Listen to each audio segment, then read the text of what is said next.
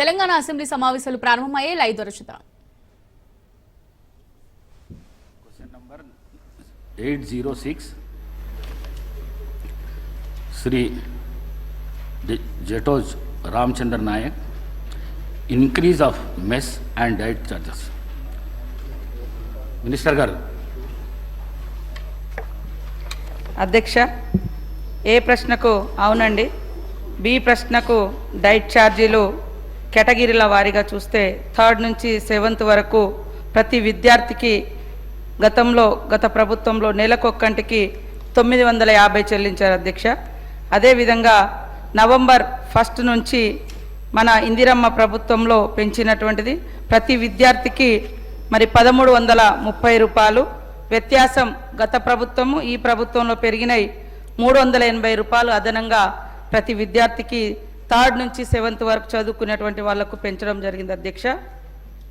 అదేవిధంగా మరి 8th నుంచి 10th వరకు చదువుకున్నటువంటి విద్యార్థులకు ప్రతి విద్యార్థికి గత ప్రభుత్వంలో నెలకు ఒక్కరికి 1100 రూపాయలు డైట్ ఛార్జీలు ఇస్తే ఈ ప్రభుత్వంలో మరి బోర్డర్కు అంటే ప్రతి విద్యార్థికి నెలకు 1540 రూపాయలు చెల్లించడం జరిగింది అధ్యక్ష. 440 రూపాయలు అదనంగా ప్రతి విద్యార్థికి ఇవ్వడం జరుగుతుంది అధ్యక్ష.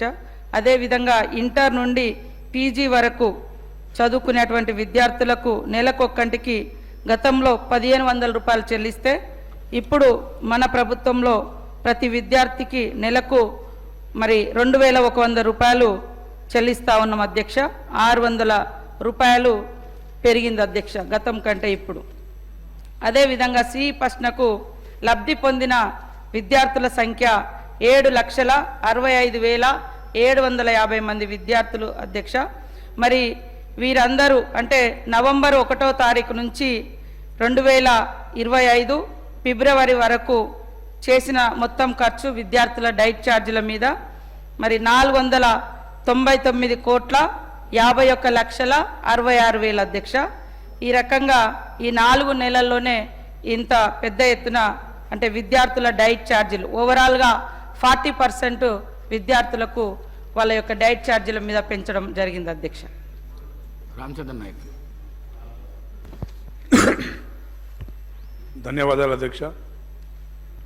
నేటి బాలలే రేపటి భావి భారత పౌరులని పండిత్ జవహర్లాల్ నెహ్రూ గారు చెప్పినట్లు దేశ ప్రగతి పదంలో సాగాలన్నా